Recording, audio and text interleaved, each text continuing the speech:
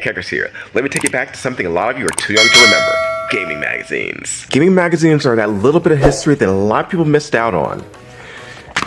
You had your Nintendo Powers, you had your EGMs, you had your Sega Force, you had your Sega Visions. There were a lot for a lot of different companies. These things were full of ads, they were full of guides, they were full of posters. These things were just wild and a lot of fun.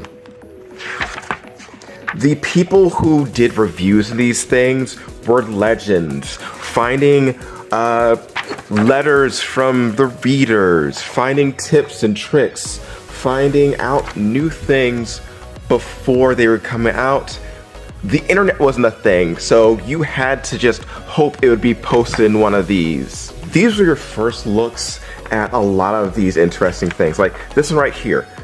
When you were excited for the Super Nintendo with like Mario World, getting this in the mail was something that would just set your heart aflame.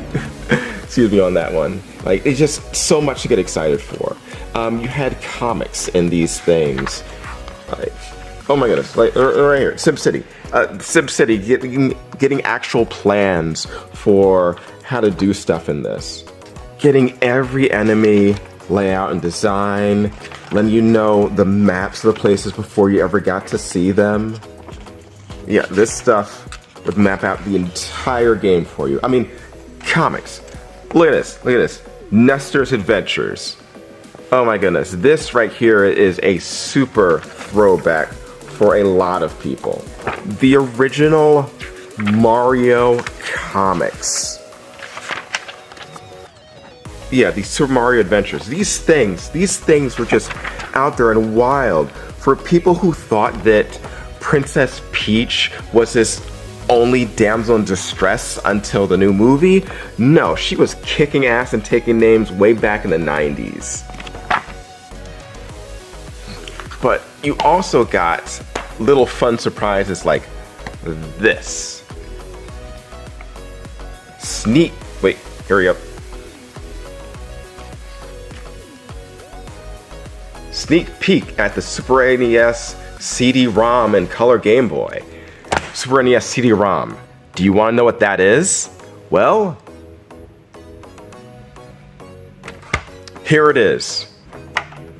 A lot of the things we got previewed, like, would never come out. You'd get games that you get sneak peeks of, and those games you'd be waiting for months or years, and oh no, they've just been canceled right from under you, and you would never know unless it got put in these magazines. But yes, the Super NES CD-ROM that we were all excited for ended up becoming the PlayStation, because this was supposed to be the collaboration between Sony and Nintendo. But because of what happened at CES, nope.